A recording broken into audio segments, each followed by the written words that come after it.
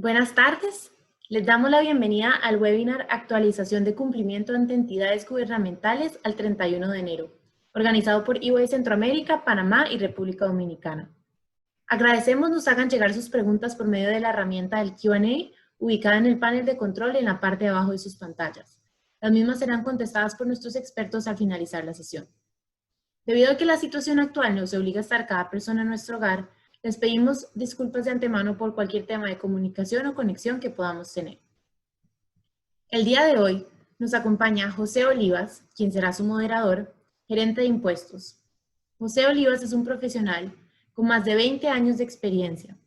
Se desempeña como gerente en la práctica de impuestos y sus áreas de especialidad incluyen estructuras fiscales y asesorías corporativas. Bienvenido, José. También nos acompaña Eira Espinosa, gerente de Global Compliance and Reporting. Eira tiene 10 años de ejercicio en contaduría pública y 8 de ellos en el área fiscal.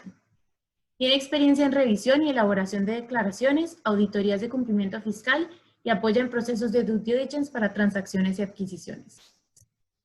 También está con nosotros Yaosca Meléndez, gerente de controversias fiscales. Yaosca es una profesional con más de 12 años de experiencia. Se desempeña como gerente en la práctica de controversias fiscales y sus áreas de especialidad son procesos de fiscalización, procedimientos administrativos tributarios en la vía administrativa y judicial. También nos acompaña Víctor Valle, senior de legal. Víctor Valle es abogado y notario con alrededor de 10 años de experiencia. Es licenciado en Derecho por la Universidad Politécnica de Nicaragua y ejerce como senior en EY Law, Nicaragua. Sin más, les dejo con José Olivas, gerente de impuestos para EY Centroamérica, Panamá y República Dominicana. Adelante, José. Muchas gracias, Paulina. Gracias a todos por acompañarnos en este inicio de ciclo de conferencias. Vale la pena remarcar que en EY Nicaragua estamos iniciando con un proceso, un ciclo corto de conferencias. Anteriormente solíamos realizar algunos seminarios y conferencias relacionadas con el impuesto sobre la renta. En esta ocasión, pues, debido a la situación de la pandemia mundial, nos vemos obligados a acompañarlos y a compartir con ustedes desde nuestras casas. En esta ocasión vamos a iniciar con una conferencia relacionada con las obligaciones que todos los contribuyentes están obligados a cumplir antes del 31 de enero de cada año. Agradezco a mis colegas y compañeros por estar acá con nosotros y vamos a tratar de compartir con ustedes. Les pido que nos hagan llegar sus preguntas a través de la herramienta Q&A, como mencionaba Paulina, y nosotros en la medida de lo posible, al finalizar nuestra conferencia, nuestro conversatorio, tendremos las respuestas para ustedes. Vamos a empezar un poco con hablar sobre las obligaciones que establece la Ley de Concertación Tributaria. Eira, vos que nos puedes comentar un poco de estas obligaciones de cierre, ¿cuál crees vos que sería la primera que tenemos que tomar en cuenta? Bienvenida. Muchas gracias, José, y bienvenidos a todos nuevamente en este primer webinar. Bueno, en este sentido, para efectos fiscales, la primera obligación que tenemos con vencimiento en enero 2021 es el reporte de inventarios en la ventanilla electrónica tributaria. Pero antes me gustaría que definiéramos quiénes son los sujetos obligados a subir este reporte. En este sentido se establece que son aquellos contribuyentes cuyos ingresos dependen de la extracción, de la producción, de la venta o distribución, ya sea de materia prima o productos terminados. Entonces, estos son los sujetos obligados a subir a la vez el reporte, que el reporte no es nada más que un resumen de todos los ítems que tenían disponible al cierre del periodo fiscal y el costo total global de todos estos ítems. En este sentido, previo a subir a este reporte, los contribuyentes debieron de efectuar un levantamiento físico de inventario. En este sentido, en esta obligación deben de adjuntar y tener en sus archivos el soporte de este levantamiento físico, que son la hoja y la firma de las personas quienes hicieron este levantamiento físico. Ahora bien, con inventarios, que es un tema bastante sensible en tema fiscal, me gustaría que también tomáramos en cuenta de qué documentos deberíamos de tener disponible al cierre del periodo fiscal y está relacionado con las destrucciones de inventario. En este sentido, recordemos que en 2019, con la reforma a la Ley de Concertación Tributaria y el reglamento, tuvo un impacto en el tema de destrucciones, y es que los contribuyentes ahora tienen obligación de notificar la destrucción 10 días previo a la destrucción. Tienen que notificarlo a la administración tributaria para que ellos estén presentes y contar con su autorización. Pero también existe una excepción de aquellos productos que tienen algún impacto de manera ambiental o bien en la salud. Entonces, en este sentido, el plazo es menor, se establece un plazo menor. Aquí recomendamos de que los contribuyentes se amparen con el aval de una entidad competente, como puede ser el MINSA, el MARENA o el MACFOR. De igual manera, recomendamos que también puedan contar con algún estudio o algún dictamen de un especialista, como puede ser un perito, que pueda dar fe, por ejemplo, de las fechas de vencimiento de los productos que vamos a destruir, o bien de que los productos tienen algún impacto ambiental. También con inventario, bueno, es un tema bastante amplio. Me gustaría tocar el tema relacionado a la destrucción, pero también enfocado a la obsolescencia de inventarios y aquellos productos que son sobrantes de temporada o bien que son producto de una innovación, porque en este sentido la ley vigente establece que no van a ser deducibles de IR las destrucciones de este tipo de inventario. Entonces, nosotros recomendamos siempre documentar adecuadamente. Si podemos auxiliarnos en alguna política comercial dentro de la compañía que nos pueda amparar y ver qué podemos hacer, cómo podemos mover estos inventarios, porque muchas veces puede ser muy costoso mantener este tipo de inventarios que no los podemos mover. De acuerdo. Remarcando un poquito lo que señalabas, entonces tenemos que ver el inventario desde dos enfoques o dos puntos de vista. Uno que podría ser la obsolescencia, y habrá otro inventario que pudo haber sufrido algún tipo de daño por alguna situación en particular, una situación de fuerza mayor o de caso fortuito. En este particular, ya Oscar, ¿vos qué nos podrías comentar en relación con la obsolescencia desde un punto de vista fiscal? ¿Cuál debería ser el criterio que todo contribuyente debe seguir? Retomando un poco lo que comentaba Eira de la reforma del 2019, sí, la reforma del 2019 vino a reglamentar el tema de destrucciones. Desafortunadamente no vino a establecer un tema de definiciones. Al día de hoy la Ley de Concertación Tributaria ni su reglamento establece un concepto de definición de lo que es obsolescencia. Sin embargo, el reglamento sí viene a limitar y viene a establecer de que no va a ser deducible por pérdida, por destrucción, lo que son productos que no se vendieron en temporada. En este sentido, el contribuyente tiene que tomar las decisiones, ¿verdad? Decimos, destruir sin deducirme de IR es una decisión. La otra decisión es qué hago con ese producto que realmente no, o sea, tuve un costo en que incurrí. Entonces, ¿qué son las otras decisiones? En dependencia del producto o el tipo de producto que tengo yo en mi inventario, yo puedo decidir si ese producto lo reexporto a otra entidad, cómo documento esa reexportación, si ese proceso de reexportación inclusive va a incrementar un tema de costos y de gastos, o si vendo ese producto a costo. Igual, en este tema tenemos nosotros que tomar en consideración de que este tipo de transacciones o operaciones son típicas que revisa la Administración Tributaria en procesos de fiscalización. Entonces se tiene que justificar el contexto de por qué yo estoy vendiendo este producto a costo y cuáles son las justificantes que tengo. Se puede hacer una decisión de junta directiva, se puede tomar como una decisión de mercado para poder comercializar otros productos como promoción, incluyo este, pero igual va a depender mucho del tipo de producto que yo tengo en mi inventario. Un poco como comentaba Eira, va a depender de que si es un producto predecedero, va a ser si es un producto de temas de alimentos, de temas de medicina, pero sin embargo si es un producto que estoy claro de que no voy a poder contar con un aval de otra entidad gubernamental, ejemplo, yo decía, vendo tazas, entonces una tasa con el paso del tiempo no va a ser algo que va a afectar, va a tener un impacto ambiental, o no voy a poder justificar de que no comercialicé ese producto este año y el próximo. Entonces es ver un poco cómo estratégicamente, ver internamente, qué me es más favorable como empresa, si reexportarlo o si con una política comercial, ver cómo si lo vendo a un tema de promoción, incluirlo con una promoción, o si lo vendo con un tema de costo. Pero lo importante es que la compañía lo documente, que al día que la Administración Tributaria, 4 o 6 años después, me venga a revisar esa operación, yo sepa qué fue lo que sucedió y por qué lo vendí. No fue que lo vendí específicamente a un cliente, sino que fue una decisión comercial porque ese producto, por mi misma manera en cómo yo comercializo o funciona en el mercado, no podía ya comercializarlo, comercializarlo con un margen, valga la redundancia, de comercialización. Gracias. Entonces, esto nos lleva también a cuestionarnos o a preguntarnos qué debemos de hacer para clasificar aquel inventario que se ve afectado en la rotación por temas de obsolescencia y por temas de fuerza mayor. Víctor, ¿vos qué nos puedes comentar un poco en relación con la fuerza mayor y el caso fortuito?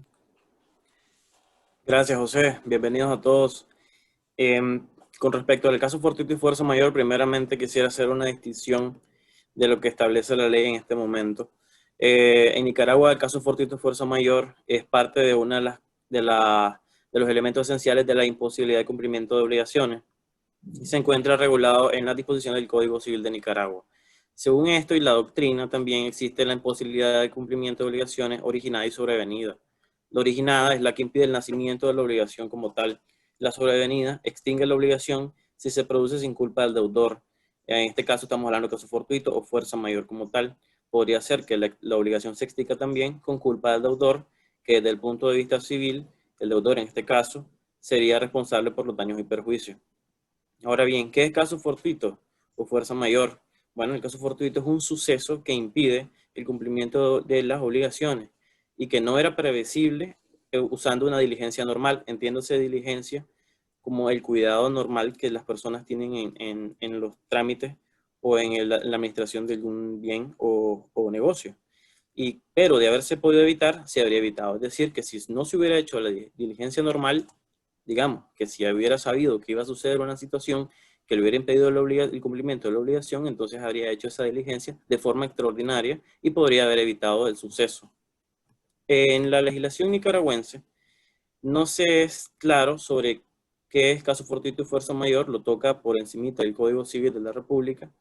Sin embargo, la doctrina ha venido a ampliarlo. En el caso de caso fortuito y fuerza mayor, en el caso de caso fortuito, perdón, estamos hablando que la doctrina lo reconoce como hechos que suceden en virtud de actos o de la mano del hombre. Y el caso de fuerza mayor está asociado a fuerzas de la naturaleza. En el caso de caso fortuito, estamos hablando de situaciones como incendios, y en el caso de fuerza mayor podría ser un evento sobrenatural, como un terremoto. Ahora, desde el punto de vista de las autoridades tributarias, para que un contribuyente pueda demostrar que un caso fortuito o fuerza mayor le impidió el cumplimiento de sus obligaciones, o en este caso el faltante de inventario, tiene que demostrarlo con principalmente tres elementos. Primero, la constancia de Cuerpo de Bomberos, Policía Nacional o Ejército de Nicaragua que justifiquen las pérdidas. En el segundo caso, en el caso de hurto, robo o de cualquier medio de sustracción, además de una denuncia de la Policía Nacional, deberá demostrar la preexistencia del bien conforme a las facturas originales de la compra de dicho bien o de prestaciones de servicios inclusive. Y también, tercero, quizás de forma lógica también, los registros contables, donde se demuestre que antes de los hechos existía ese bien. Eso, desde el punto de vista de las autoridades tributarias, para que pueda ser demostrado el caso fortuito de la fuerza mayor. Y bueno, para nadie es desconocido que 2020 fue un año completamente atípico. Vamos para un 2021 que todos queremos que esa normalidad que teníamos vuelva lo más pronto posible, pero podemos considerar la pandemia como un caso de fuerza mayor o fortuito. Sí, en efecto. La pandemia es una situación que se ha salido de las manos de prácticamente todo el mundo. El Estado de Nicaragua al día de hoy todavía no ha decretado alguna normativa que indique que la pandemia lo es. Sin embargo, nos podemos amparar en la ley indicando de que las situaciones que han sobrevenido por razones de la pandemia pueden ser situaciones de fuerza mayor. En el caso de que, de que haya un brote excesivo dentro del personal de la empresa que impida que las personas que están encargadas de realizar ciertas obligaciones lo hagan, podría ser un argumento. Podría ser un argumento también de que los bienes en inventario sean perecederos y se hayan echado a perder por el transcurso del tiempo, y por razón de la pandemia tampoco pudo haber sido notificado, o bien pudieron haber sido cambiados. Y de esa manera podríamos catalogar que la pandemia sí sería productos o hechos de fuerza mayor. Eso, gracias, Víctor. Eso me lleva a volver con vos, Eira, y preguntarte un poco relacionado, ¿cómo crees vos que la pandemia, el COVID-19, está incidiendo de forma directa o indirecta en la justificación del costo de inventario? ¿Cómo debería un contribuyente justificar estos incrementos de precios o variaciones? Ok. En la misma línea de Víctor y con lo que veníamos hablando con Yaosca, siempre es importante en estos temas en cómo lo estamos documentando. No solo lo que es, sino cómo lo estamos documentando. En este sentido, si hubo algún incremento de costo producto de alguna situación que hubiera tenido mi proveedor en el exterior, yo debería documentarlo. Si hubo producto de esto una modificación en mi acuerdo comercial, yo tengo ese documento que me ampara ese incremento de costo, o bien hubo notas de crédito emitida posterior a las facturas que me están incrementando, están impactando directamente en el costo. Entonces yo tengo esos documentos, o producto de que hubo algún tema en aduana a nivel de la región, muchas cerraron durante un periodo de tiempo, entonces eso incrementó. Por ejemplo, tuve container detenido un cierto tiempo, eso pudo haber incrementado el costo de mis productos. Entonces yo debo de tener debidamente documentado los paquetes de por qué en ese periodo de tiempo fue incrementado mi costo, y debo demostrarlo. Adicionalmente, no solo por el lado del costo, sino pudo haber algún tipo de modificación a nivel de compañías relacionadas o con cualquier otro proveedor. Entonces ahí también cómo estamos documentando ese tipo de modificaciones de contrato. Si es con relacionadas, también recordemos que tenemos la obligación de tener el estudio de precio de transferencia. Entonces ese estudio nos está soportando que el costo que yo tengo en mi estado financiero es el costo que yo tendría si un tercero me brindaría los productos, por ejemplo. Entonces, de nuevo, para reforzar, es cómo lo estamos documentando, es lo más importante. Ok, gracias, Eira. Estamos hablando un poco de las obligaciones que vencen al 31 de diciembre y se empalman con las obligaciones que vencen el 31 de enero de cada año. En este particular, ya, Oscar, hablando propiamente en materia tributaria municipal, ¿qué nos puedes comentar de las obligaciones que están próximas a vencerse? Bueno, por lo menos para todos los de nuestros participantes que están ahorita o tienen algún establecimiento permanente en Managua o prácticamente están en el país, saben que el 31 de enero tenemos lo que es el impuesto anual de matrícula. Se paga el 31 de enero del 2021. La información que se declara es la del año anterior, los 3 meses anteriores promedio. Si no se tuvo en ese periodo lo que se tuvo en el año fiscal. Si la compañía no tuvo ventas o no tuvo una actividad económica en ese periodo fiscal, sí se recomienda, lo que tendría que pagar es el impuesto mínimo de matrícula, porque esa es la obligación que sí te establece la municipalidad. También tenemos la nueva ley de rótulos que entró en vigencia a finales del año pasado, el 28 de diciembre, 27 de diciembre, fue lo último que la Asamblea Nacional aprobó prácticamente en la legislación. Con el impuesto de rótulos sí te establece también una obligación anual al 31 de enero de pagar un impuesto anual de rótulos. Hemos visto una variante en cómo se está tratando el impuesto de rótulos en la municipalidad de Managua con las otras municipalidades. Se estaba esperando un poco que las municipalidades se esperara una reglamentación, porque la ley te establece varios temas que iban a ser reglamentados, pero sí se está viendo de que a nivel nacional las municipalidades esperan recaudar esto al 31 de enero del 2021. Entonces, la recomendación es que las compañías internamente hagan su inventario de rótulos, verifiquen de acuerdo a lo que establece la legislación actual de rótulos, en qué categoría de rótulos están en la publicidad que ellos tienen a nivel nacional, de acuerdo a la categoría, y hagan su propio inventario y liquidación de impuestos. El entendimiento es que con la alcaldía de Managua, este tipo de liquidación, una liquidación que al día de hoy se esté permitiendo, pero sí hay un tema de autoliquidación o de revisión que el contribuyente puede hacer con la alcaldía de Managua y pedir un tema de revisión en conjunto de los rótulos que tiene a nivel municipal. Pero previo a hacer este tipo de revisiones, nosotros recomendamos de que la compañía sepa lo que tenga.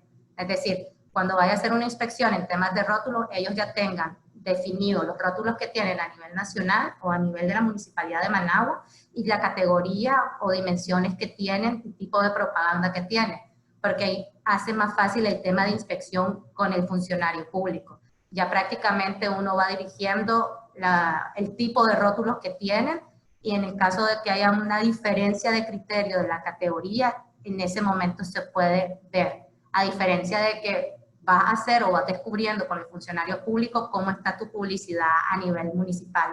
Hace más difícil, en ese momento prácticamente el funcionario te establece la categoría que corresponde y entras a un tema de procesos administrativos que se pueden recurrir, pero un poquito, podría decir, más engorroso el trámite. La recomendación es, si quiero hacer un tema de autoliquidación y realmente yo estoy clara de los rótulos que tengo a nivel municipal o a nivel nacional, yo hacerlo primero en las municipalidades que me permitan hacer el tema de autoliquidarlo, proponer la autoliquidación, presentarlo, en las municipalidades que no, ver o solicitar a ellos qué es lo que me están cobrando y después pedir una revisión en conjunto, pero yo ya estando claro qué es lo que tengo en la municipalidad, para decir, evitar sorpresas. Siempre hay sorpresas, pero no evitar sorpresas tan grandes.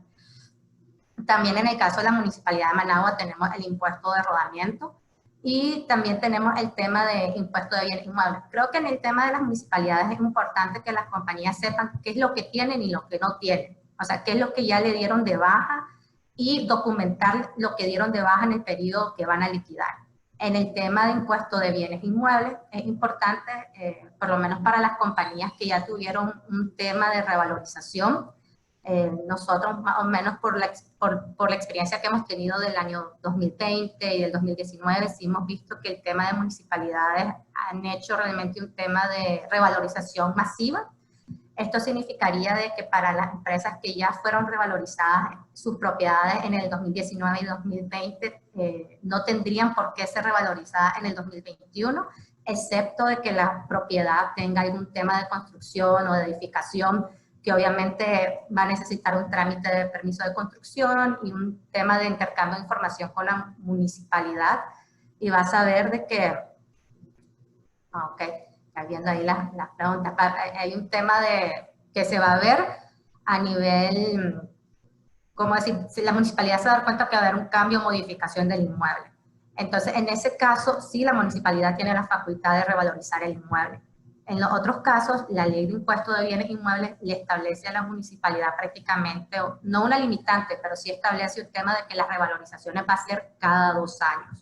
Y la compañía, en el caso de que no haya tenido ninguna modificación en temas de construcción, en temas de mejora, y tuvo un proceso de revalorización en el 2020 o en el 2019, inclusive en el 2018 podría invocar un tema de revalorización, de que no aplica la revalorización porque el inmueble ya fue revalorizado y no tuvo ninguna modificación por la cual volvieran a moverlo, tendrían que volver a revisar los valores. Entonces, en el caso de bienes inmuebles hay 3 maneras diferentes en que la compañía o que la municipalidad permite el tema de establecer el impuesto. Un tema de avalúo catastral que te lo notifica el sistema de catastro. Un tema de autoliquidación que prácticamente la compañía presenta los valores a la municipalidad y un tema del valor estimado que también prácticamente la compañía o el contribuyente presenta su valor ante la municipalidad. Aunque el impuesto de bienes inmuebles es un impuesto que se puede pagar al 31 de marzo, sí nosotros recomendamos que las compañías vayan haciendo, se puede pagar un 50% el 31 de marzo y el otro 50% en los siguientes 3 meses.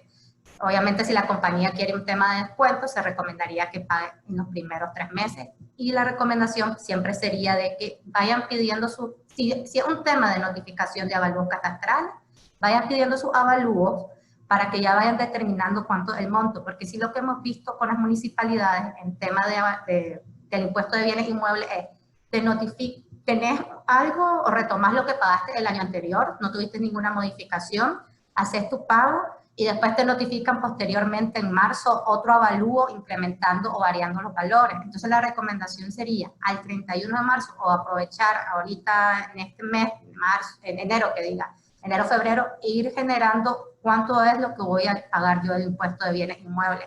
Y de esta manera evitar que al 31 de marzo la municipalidad me notifique nuevos valores y entre un tema de proceso administrativo para ver de dónde fue ese incremento que me realizó la municipalidad. Muchas gracias, Yauska. Dentro de los temas que nos estabas mencionando, voy a hacer un pequeño paréntesis aquí a recordarle a las personas que nos acompañan que vamos a estar celebrando una serie de, un ciclo de conferencias de cara a culminar con la preparación del impuesto sobre la renta del periodo 2020, y dentro de ellos también está pensado ampliar bastante sobre este tema de la ley de rótulos, para que también nos acompañen en su momento y que puedan también compartirnos sus inquietudes y asistan con nosotros en ese conversatorio. Pero hablando un poco, Yauska, de lo que nos mencionaba, la matrícula, ¿qué tenemos que considerar ahí? Lugares donde realizamos las ventas, alguna particularidad que nos señale la obligación de dónde tenemos que pagar esa obligación. Sí, en el tema del impuesto de la matrícula, el plan de arbitrio municipal te establece que la matrícula se va a dar o se va a pagar o se da el hecho generador del impuesto donde el contribuyente tenga un establecimiento o tenga un negocio. Es decir, si yo tengo un negocio, una oficina de representación en diferentes municipalidades, voy a tener ese hecho generador de tener que pagar el impuesto municipal de matrícula o el mínimo del impuesto en el caso que realmente no tengo una venta significativa, pero sí tengo una representación comercial en el municipio. Si yo realmente no tengo ningún tema de establecimiento y realmente lo que tengo es mi vendedor que llega a ese municipio a hacer la venta, realmente no tengo esa obligación de pagar el impuesto de matrícula municipal. Normalmente el tema del impuesto de matrícula municipal es fácilmente probar la obligación ante la municipalidad si uno demuestra que no tiene un establecimiento, una oficina o un bien inmueble o un centro de atención en la municipalidad. Lo hemos visto en la práctica o en experiencia de procesos de fiscalización con las municipalidades que ellos objetan que aunque tenga una actividad comercial evidente, es decir, aunque yo tengo venta en el municipio y tengo una obligación de impuesto municipal de ingresos, que ellos me pretendan establecer un impuesto de matrícula.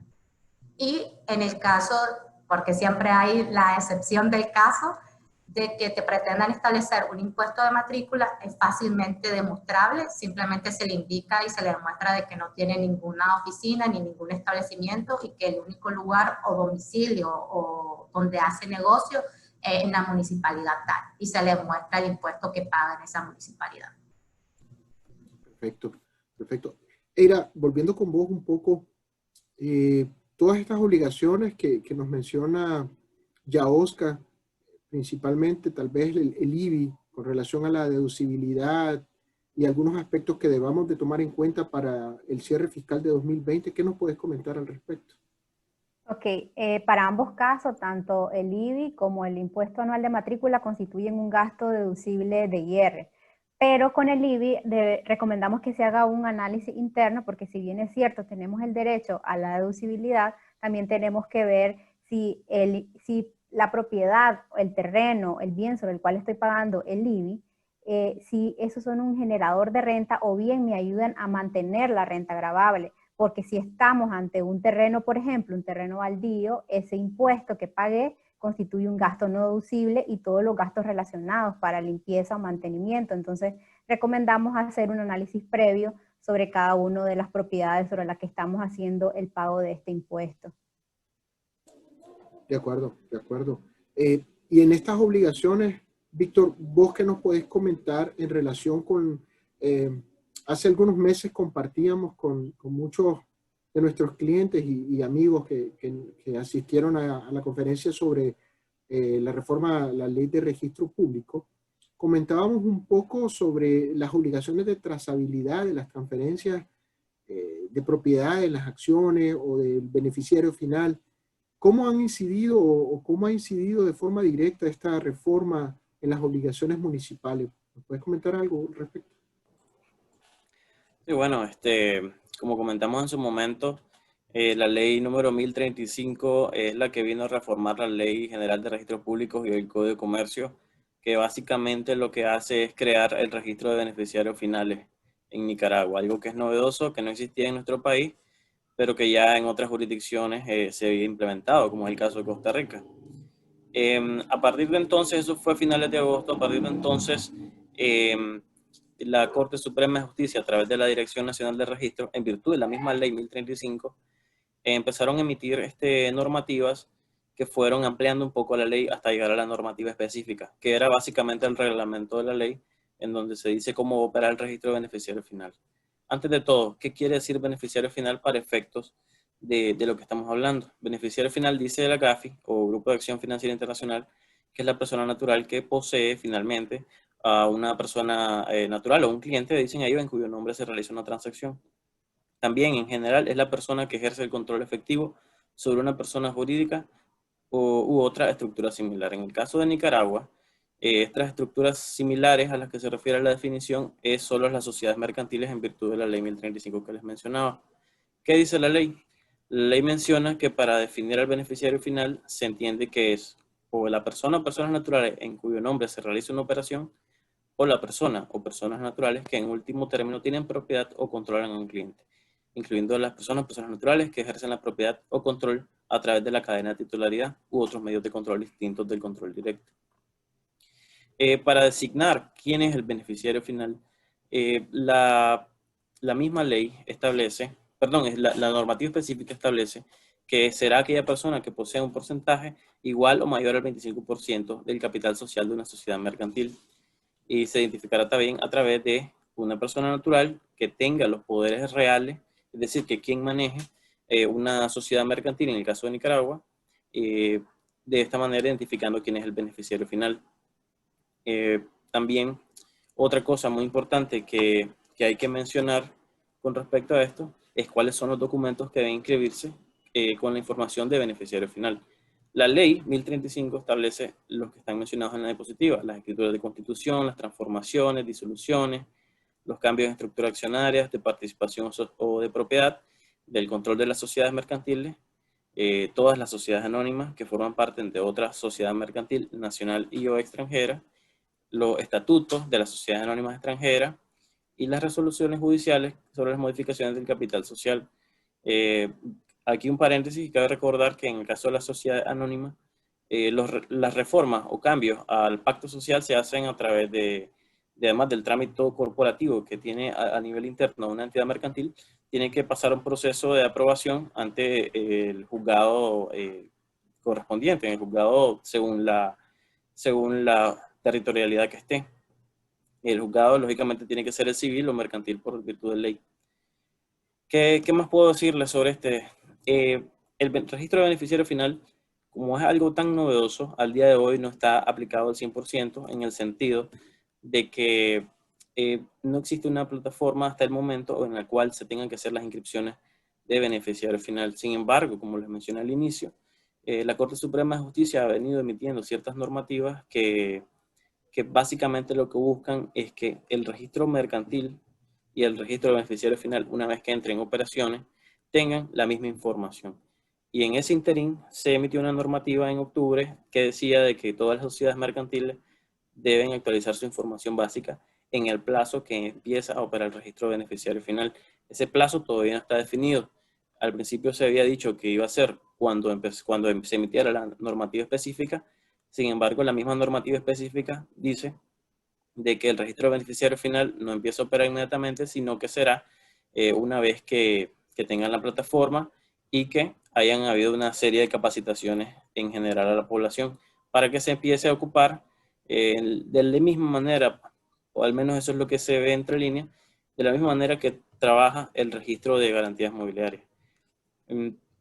Bueno, ¿cuál es la información básica? La información básica, según los funcionarios de registro y la misma normativa, son las siguientes: todos los cambios de accionistas o socios desde el inicio de la constitución de la sociedad hasta el día de hoy, los cambios de junta directiva, la dirección real de la sociedad en Managua, bueno, en caso que sea Managua, en la circunscripción territorial que le corresponda, y una ratificación de representación legal oficial.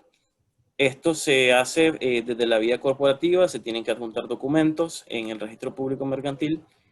Nosotros ya hemos hecho varios de estos procesos. Básicamente lo que puede tomar mayor tiempo es la recopilación de documentos, en el caso de las sociedades que tienen sus socios en el extranjero.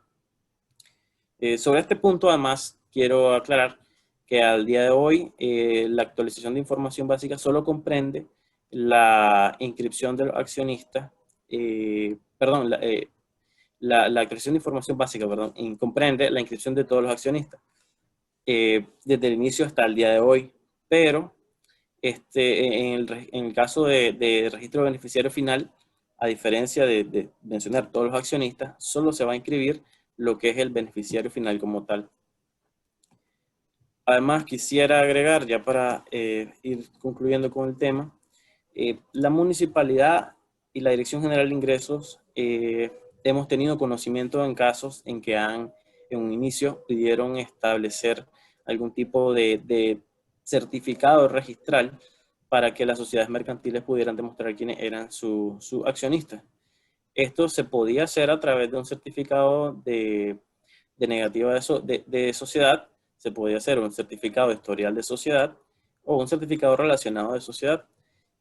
Sin embargo, también hemos tenido conocimiento que las autoridades municipales, en este caso, no han continuado requiriendo ese documento, pero eso no quiere decir de que en cualquier momento podrían volverlo a hacer, porque realmente lo que está sucediendo en Nicaragua es que están buscando como toda la información del beneficiario final quede acreditada como debe ser y como otros países lo están haciendo, en todas las instituciones públicas, para que no haya información, digamos, errónea, ni se estén contradiciendo en un lugar y en el otro estén contradiciéndose también. Parte de nuestros clientes nos han preguntado sobre qué tipo mejor dicho, si el Estado o el registro nos asegura la confidencialidad sobre la información que se vaya a registrar o que se esté registrando en el caso del público mercantil. Bueno, el registro público mercantil, su nombre es que es un registro público, pero a día de hoy, por una serie de normativas que ha emitido, también el registro no viene siendo público como tal, sino que para acceder a información de sociedades mercantiles se necesita acreditar una legitimidad por medio de un poder especial. Es decir, que quien quiere ir a averiguar información sobre una sociedad mercantil tiene que acreditarlo con un poder especial en mano, si no, no obtiene esa información. Ahora, sobre el futuro del registro de beneficiario final, la ley dice que el registro de beneficiario final se asegurará de la confidencialidad de la información que se registre. Y al menos eso es lo que se espera y lo que veremos es cómo llega a funcionar en la práctica. Gracias, gracias Víctor. Eso me lleva ya, Oscar, a preguntarte, estas formalidades que tanto nos mencionaba Víctor son al inicio, ¿no? A la hora de obtención del registro único de contribuyente y luego posteriormente para actualizaciones. ¿Qué estamos viendo a nivel fiscal, a nivel de la autoridad tributaria? ¿O qué podemos esperar de esta obligación de actualización? ¿Qué estamos viendo en estos momentos nosotros? Ok, sí, tal vez José me haces el favor y regresamos un poco a los formularios de la Alcaldía Municipal de Managua, porque va de la mano.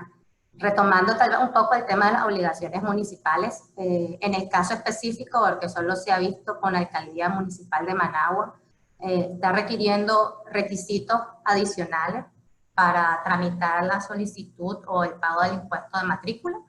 Prácticamente la municipalidad ha implementado al día de hoy, no se mira muy bien, dos requisitos. El primer requisito que hizo fue un tema de una hoja de actualización de información de socios.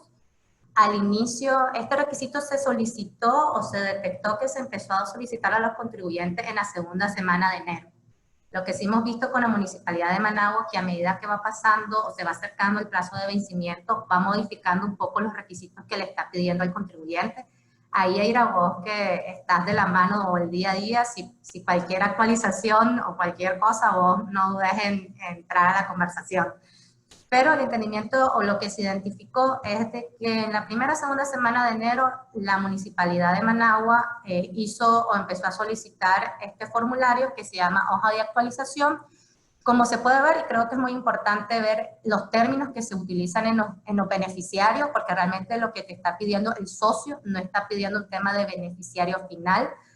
Voy a entrar más adelante a ese tema, porque al inicio, cuando este formulario empezó a llegar a los contribuyentes o a los contribuyentes de Managua, hubo mucho tema de controversia de ya me están pidiendo el beneficiario final, no me están pidiendo el beneficiario final, si aún no estoy registrado, ¿cómo voy a dar esa información a la municipalidad?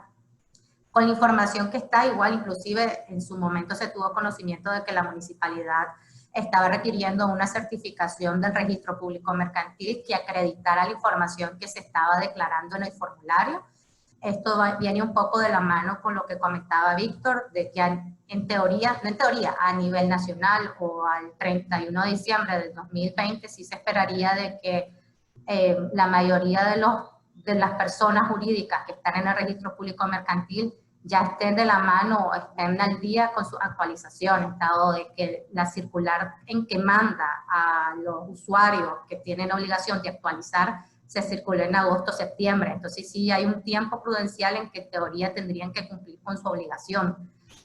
En este contexto, al día de hoy, la Municipalidad de Managua solo está aplicando el formulario, no está pidiendo la información del registro público mercantil, pero sí está acreditando o está solicitando que pidas la escritura de constitución de la sociedad.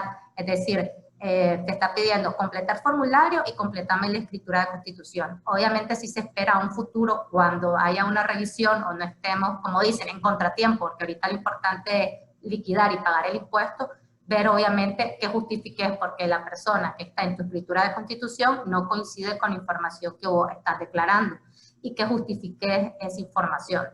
Es importante que se tome en consideración de que la Alcaldía Municipal de Managua tiene criterio y ha recaudado de que el tema de traspaso o transmisión de acciones en primer grado, es decir, los socios que se inscriben, que inicialmente o solo se tenía la obligación de inscribir en el libro de registro de acciones, es algo que si es una operación onerosa, tienen ellos, es un hecho generador para la municipalidad y es un hecho generador que al día de hoy se tiene conocimiento que lo han grabado con el impuesto municipal de ingreso.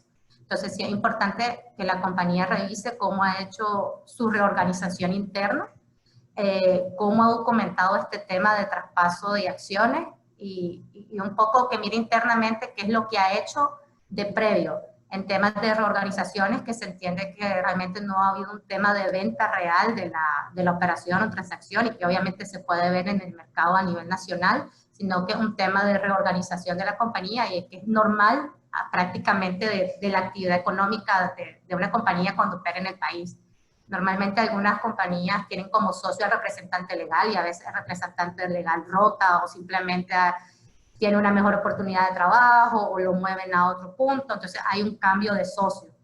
No significa de que hay un tema de un ingreso o venta de la sociedad, pero sí es importante de que eso se documente, es decir, que la transacción que hice en ese momento esté realmente documentado y que al momento que yo lo voy a registrar, valga la redundancia, a un registro público mercantil o me toque reportarlo a lo que es la municipalidad, no sea una información que transmita su realidad, es decir, que cree indicios de que fue una venta de sociedad y que hubo un tema oneroso en esa transmisión de acciones. Entonces, es importante. El otro formulario que se tiene conocido, el formulario no tiene costo, no tiene un costo que la municipalidad está cobrando, pero sí es un requisito que está pidiendo para tramitarte la matrícula. Y sí está pidiendo adicionalmente de que tengas un poder especial de representación para poder hacer esos trámites en la municipalidad, en caso de que no vayas a ser el representante legal. Entonces sí son temitas que dicen pequeñitos, que tal vez no vayan a hacer la diferencia, pero cuando estás haciendo la fila en la municipalidad y estás a punto, que ya te van a recibir todos los documentos, es el tipo de requisitos que tenés que presentar, porque si no, no te dejan presentar los documentos. Entonces hay que estar bien claro al día de hoy qué es lo que está pidiendo la municipalidad, porque sí hemos visto que ha estado cambiando día a día. Como les comenté, hace 2 semanas te estaba pidiendo el formulario y te estaba pidiendo la información del registro público mercantil. Al día de hoy solo te está pidiendo el formulario, la escritura de constitución, tengo entendido, y ahí me confirmas, no le está pidiendo certificada por notario público, no. O no estás pidiendo fotocopia simple, no te está pidiendo temas de copias de identificación de los socios originales. No, no. Entonces hay que estar bien en ese sentido para ver todo lo que se va a facilitar. El otro formulario que pueden ver que la municipalidad está solicitando es un formulario relacionado con el aval ambiental. En la regulación ambiental lo que te establece Marena y lo que te establece el tema de gestión ambiental, de que ¿quién necesita un aval ambiental? Los contribuyentes que realmente van a tener un impacto ambiental en su actividad económica en el municipio. Prácticamente son contribuyentes, supongamos que va a realizar un tema de construcción, las zonas francas por su giro les piden siempre que tenga un tema de permiso ambiental y un aval ambiental, que sea necesario un tema de estudio ambiental y de que se mide el impacto ambiental que esa actividad económica va a tener en la municipalidad. ¿Qué es lo que ha venido a cambiar o el requisito que ha venido a pedir la municipalidad de Managua, porque es donde solo se ha detectado?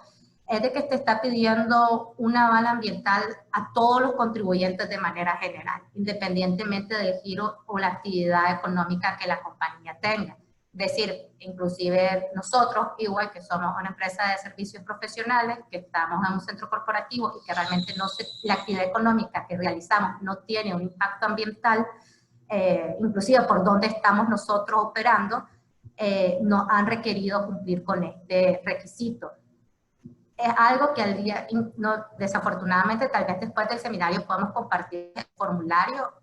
Cuando se mira de cerca, la municipalidad no te está pidiendo información adicional, es decir, no te está pidiendo información sí te pide información de la actividad económica, pero no te está pidiendo información de qué impacto ambiental tu actividad económica está realizando, qué tipo de desechos. No, prácticamente te pide lo mismo, nombre, te pide contacto, te pide representante legal, te pide información de que si querés información, valga la redundancia, de seminarios o querés información de conocimiento de la norma de impacto ambiental. Entonces realmente al día de hoy, porque no se sabe si este formulario va a cambiar 3, 4 días, no te está pidiendo realmente un tema de información relacionado a temas de medio ambiente, a temas de procesamiento de productos, a temas de un tema relacionado de cómo es tu sistema de producción, cuál es tu materia prima. No está pidiendo ese tipo de información al día de hoy.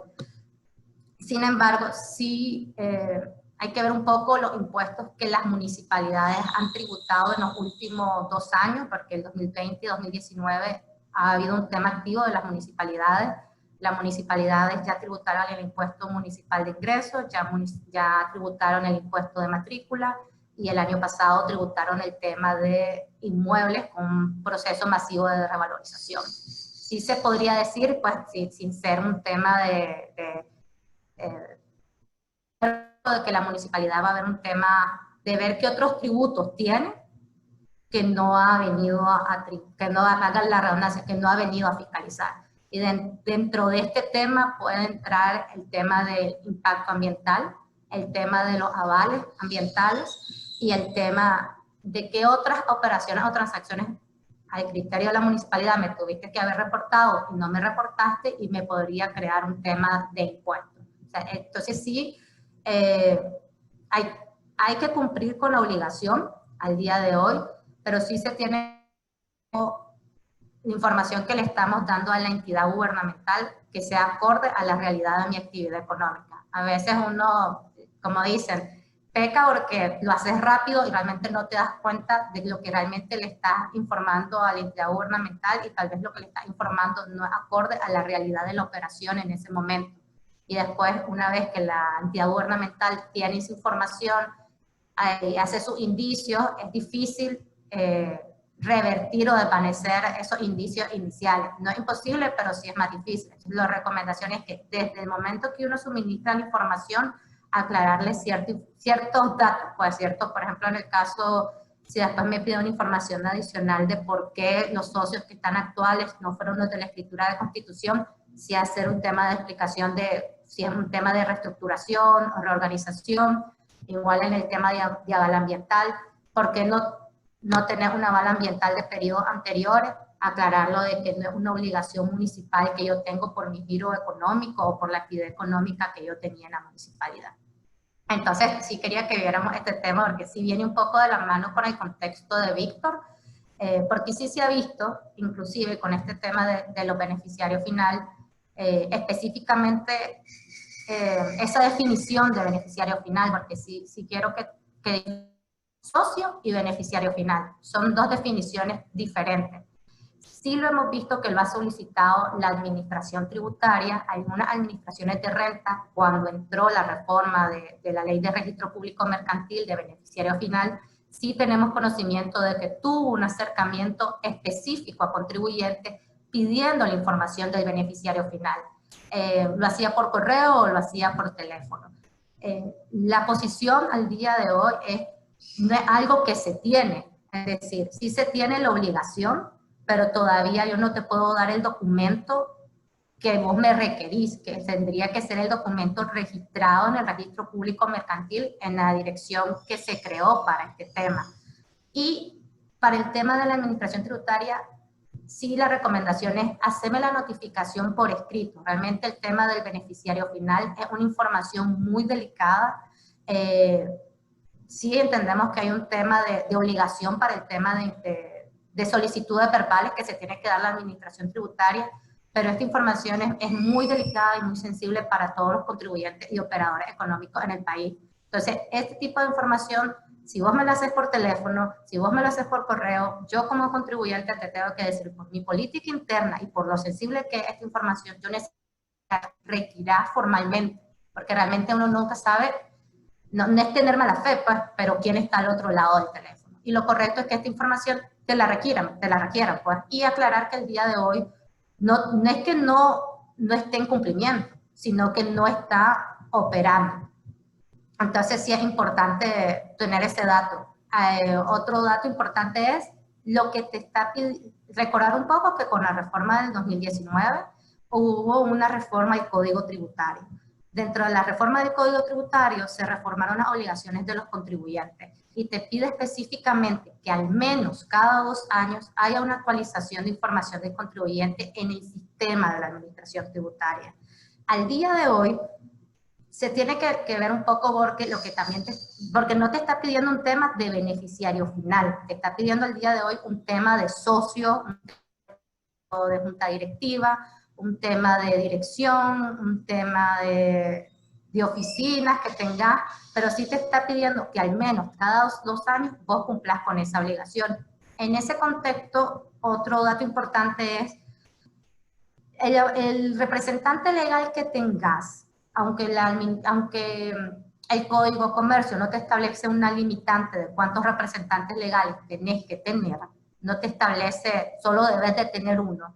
La administración tributaria sí te está pidiendo prácticamente de que la persona que tengas registrado en tu sistema prácticamente va a ser con el que vas a operar. Es decir, si tenés diferentes representantes legales o diferentes gerentes de administración general y querés, por ejemplo, que los dos realmente puedan ir a personarse a la administración tributaria, tenés que registrar a los 2 funcionarios o a las 2 representantes en el sistema y tenés que explicarle a la administración tributaria, estos 2 son mis representantes legales y con los 2 trabajo de manera simultánea. Si no están los 2 inscritos en el sistema y reportados ante la administración tributaria, nosotros decimos darle de alta, va a tener el problema de que si el otro no está en el país y solo está operando con uno, prácticamente no está operando con ninguno. No te va a permitir hacer actualizaciones, si tenés temas de vencimiento, no te va a permitir presentarlo. Entonces sí es importante ver cómo estamos internamente en ese cumplimiento. O sea, no esperar a que la administración tributaria me toque la puerta y me pida la información o no me permita hacer un trámite, sino saber si las personas con las que yo estoy operando son las personas que también puedo presentar documentos ante las entidades gubernamentales. Ese punto que señala ya, Oscar, muy importante, de modificaciones y de información directa, por llamarla de alguna manera, que tenemos que presentar a la administración tributaria, ya sea por requerimiento o por actualización, como establece la obligación en el Código de Tributario, me lleva a hacerle la pregunta siguiente a Víctor. Víctor, ¿qué hemos visto ante esta situación de la pandemia? O sea, ¿cómo este suministro de información que nos menciona Yaosca se ha visto afectado? ¿Y qué podemos, o sea, qué ha generado en los distintos contribuyentes esta situación? Gracias, José. Sí, bueno, en la misma línea que de lo que decía ya Oscar y sobre la pregunta en sí, más que nada la pandemia ha venido a afectar porque en otros países sí se han establecido medidas bastante rígidas con respecto a la movilización tanto de personas como inclusive de líneas aéreas, sea terrestre, perdón, y por la vía terrestre también. Esto implica, primero que todo, bueno, voy a poner un caso específico en Panamá. Por ejemplo, si tenemos que conseguir un documento notariado y apostillado, se tiene que, en circunstancias normales, ya se tenía que hacer una cita para que te notarizaran el documento y para apostillarlo con la institución pública que corresponde. Y ahora con el tema de la pandemia, este tipo de documentos también han venido a ser inclusive más ralentizados.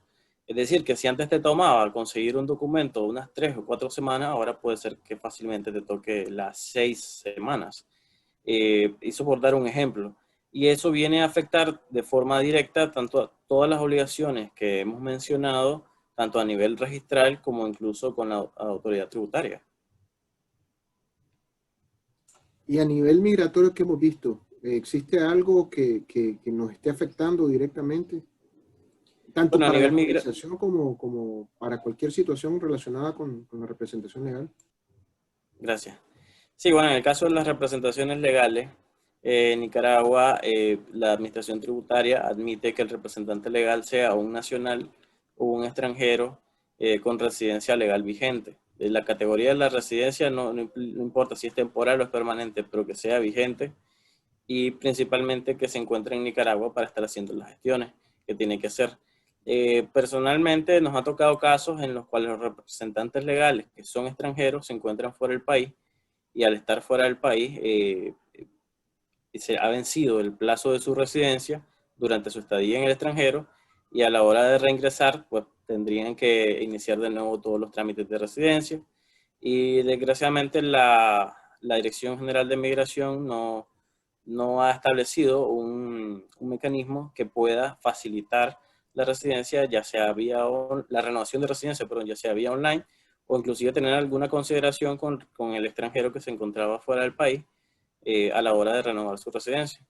Eso es sin duda un gran atraso que puede haber con respecto a la tramitación de residencias de representantes legales. Y como decía ya Oscar, si en Nicaragua no tenés un representante legal acreditado o dado de alta, entonces quedas sin manera de tramitar a menos que vayas corriendo y lo acredites a ese representante legal. De acuerdo. Muchas gracias, Víctor. Muchas gracias a Oscar, a ella también por lo que nos han compartido. Vamos a dar paso a preguntas y respuestas para también respetar el tiempo de nuestra audiencia. Tenemos aquí unas cuantas, me disculpo si no doy lectura a todas. Que si hemos visto criterios, nos preguntan sobre rótulos o cobro de impuestos de rótulos en vehículos. No sé, tal vez ya Oscar, vos si nos puedes compartir brevemente esto para si tenemos visibilidad sobre ese tema o podemos hablar de que esto es a nivel diferente en cada municipalidad. Bueno, no en teoría, lo que viene en la ley de rótulo es prácticamente a unificar los criterios de las municipalidades y evitar lo que teníamos antes de la ley de rótulo, que por ordenanza municipal cada municipio tenía su criterio, cada municipio tenía su clasificación de rótulo. Al día de hoy, con lo que establece la ley de municipios, no te establece un tema de rótulos mobiliarios, que son prácticamente los rótulos que están en vehículos. Sin embargo, sí te establece en el artículo 7, cuando hay un tema de rótulos que no cumplen con las características específicas de lo que está definido en la ley de rótulos, te dice prácticamente que va a liquidar con su similitud y que el reglamento te va a establecer cómo es que se va a liquidar ese impuesto. Entonces sí hay un tema, hay un margen de interpretación o un margen mientras no no se establezca el reglamento y tal vez ahí incluye de manera específica cómo se va a normar, de que sí le permitiría a la municipalidad cobrar este tema de vehículos. Lo lógico sería vehículos que le diste de alta en la municipalidad, no que en cada municipalidad donde circule ese vehículo va a cobrar ese impuesto de rótulo y obviamente pagar el impuesto de rótulo. Pero sí el artículo 7 de la ley de rótulos te establece prácticamente que cuando no, el rótulo que tenga ninguna de las características de las que establece la ley, entonces se va a conforme a sus similitudes. Y eso tendríamos que ver un poco cómo va a ir avanzando en la práctica del pago del impuesto de rótulo. Al día de hoy, tal vez ahí también era un momento poder entrar a conversación. Lo que tenemos conocimiento con la Alcaldía de Managua al día de hoy es que la Alcaldía de Managua, ella te está liquidando los rótulos o la información de rótulos con la información que tenías en el periodo anterior. En este sentido, no hay un tema de autoliquidación de rótulos que vos puedas presentarle a la municipalidad con tu inventario de rótulos y cuánto es, conforme a la legislación actual, lo que tendrías que liquidar. Nuestro entendimiento, y ahí era que miro que en cualquier momento, es de que no algo que se está haciendo al día de hoy. No sé si aclaraste que el entendimiento es correcto al día de hoy de esta liquidación. Igual que el tema de los formularios, porque sí hay que cómo se modificó el tema de la declaración de matrícula, porque prácticamente hay un tema con la declaración de matrícula, que antes de pagarlo tenés que pagar el tema de rótulo, tenés que pagar el aval de medio ambiente y tenés que hacer el tema de la actualización de información. Entonces son 3 requisitos que tenés que presentar para poder pagar el impuesto de matrícula y que te den tu constancia de matrícula. Para quienes están todavía en el proceso de declaración, algo que puedas hacer en una sola ventanilla, algo de que lo puedas hacer, se podría decir, en línea. Entonces, y hay que ponerse al día, porque al momento del día de hoy, la Municipalidad de Managua, aunque el 31 de enero es domingo, no se sabe si va a habilitar sábado para presentar esta obligación municipal. Y como no lo podés pagar en línea, si no lo pagaste antes o al 31 de enero del 2021, el 1 de febrero es muy probable, no probable, pues, o sea, casi un 99.9% de que te van a cobrar esa multa de impuestos no recaudado o esa obligación omisa que tuviste. Pero ahí irá, no sé si profundiza. Sí, alineado a lo que comentaba ya Oscar y también a una de las consultas que tenemos, y es que bien el formulario físico sí contempla un apartado que está relacionado al impuesto de rótulo. Este formulario no ha sido actualizado con las tarifas que van a aplicar ahorita en la liquidación del enero 2021. Entonces, ¿qué es lo que se hace? El paso que comentaba ya Oscar, se solicita una constancia de rótulos para aquellos contribuyentes que sí tengan rótulo, y en esa constancia a uno le van a detallar el total de los rótulos que yo tengo en esa municipalidad y el costo de los mismos. Por eso aquí la importancia que comentaba ya Oscar, de que hagamos la revisión interna, hagamos nuestro inventario de rótulos que tenemos en la municipalidad por el tipo, el tamaño, para ver en cuál va a encajar y así poder hacer la conciliación entre el reporte que nos va a emitir la municipalidad y el inventario interno que tenemos. De acuerdo, muchas gracias a ambas. Tenemos un par de preguntas más. Vamos a tratar, si pueden... José, disculpa, porque ahí solo retomar, solo diferenciar. Con los que tienen publicidad masiva a nivel nacional, recordar de que no todas las municipalidades tienen la misma plataforma que la Alcaldía Municipal de Managua, que la Alcaldía Municipal de Masaya, de Granada. No todos tienen estas plataformas electrónicas o no tienen todos estos formatos implementados. Hemos tenido la experiencia con municipalidades que no tienen, pues no tienen estas plataformas o estos formularios implementados, pero sí tienen contribuyentes activos y sí tienen un tema de rótulos para el tema de rótulos masivos. Entonces ahí sí es importante el tema de definir la autoliquidación y yo decirle a la municipalidad qué es lo que tengo, a esperar que la municipalidad me haga un proceso de fiscalización o levantamiento de rótulos. Es decir, porque la municipalidad no tenga un formulario o no tenga la plataforma, no es una justificación para que el contribuyente no cumpla con su obligación municipal. Ese era el... De acuerdo. No, sí, importante lo que están mencionando. Ojalá y esto más bien despierte el interés por nuestros próximos ciclos, nuestras próximas conferencias.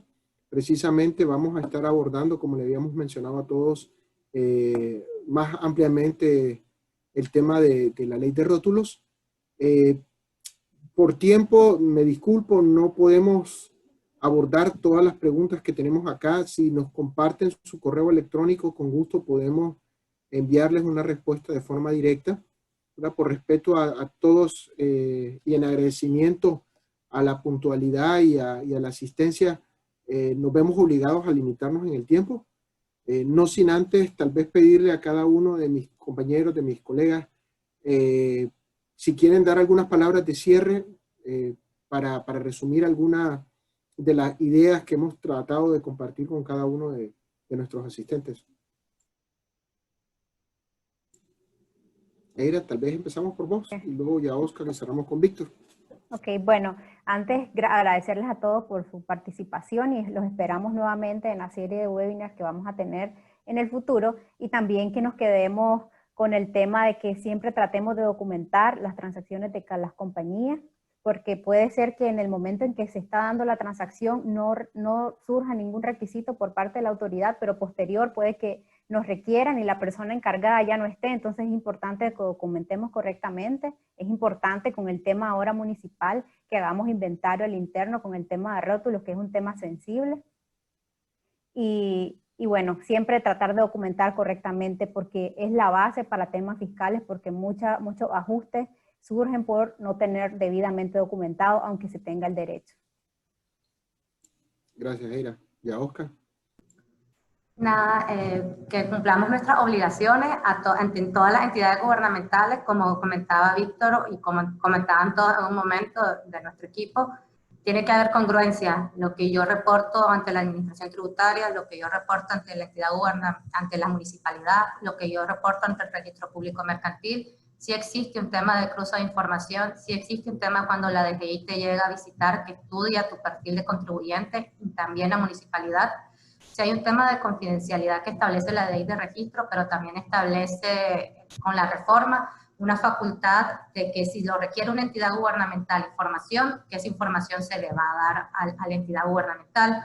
Entonces, lo importante no es tener temor de la información que estoy dando, sino sí saber realmente que lo que yo estoy dando es acorde a la realidad de esa actividad económica, y que al momento que yo lo voy a reportar en cualquier entidad gubernamental, se lea igual en todas las entidades gubernamentales, que en la DGI se mire como una transmisión que no es honorosa, en la municipalidad también, y en lo que es el registro público mercantil también, y que cuando me vayan a revisar mis documentos, también tenga la documentación que soporte de que eso fue una operación no onerosa, no que tenga diferente información reportada ante diferentes entidades gubernamentales, porque sí se mira un tema de a futuro, de que las entidades DGI, municipalidad, vengan a pedirnos a hacer procesos de fiscalización con lo que yo tengo reportado en las diferentes entidades. Es algo que ya se viene dando, entonces no es algo que sorprendería con el nuevo registro que está pidiendo o la nueva información que está pidiendo el registro público mercantil, que venga a hacer el futuro de procesos de fiscalización. Muchas gracias, ya Oscar. Víctor, ¿algunas palabras de cierre? Sí, bueno, primero gracias a todos por su atención. Básicamente tengo que plegarme a lo que dice ya Oscar. Hay que estar reportando correctamente y de la misma manera en cada una de las instituciones que corresponden. Tomar en cuenta que van a haber sanciones, van a haber situaciones que los contribuyentes van a tener que sortear en caso de que hayan incongruencias, y lo mejor es hacerlo con tiempo, bien hecho y con la ley de la mano. Muchas gracias de nuevo a todos y tengan buenas tardes. Gracias, Víctor. Muchas gracias a todos. Los esperamos en nuestros próximos webinars. Tengan buenas tardes a todos.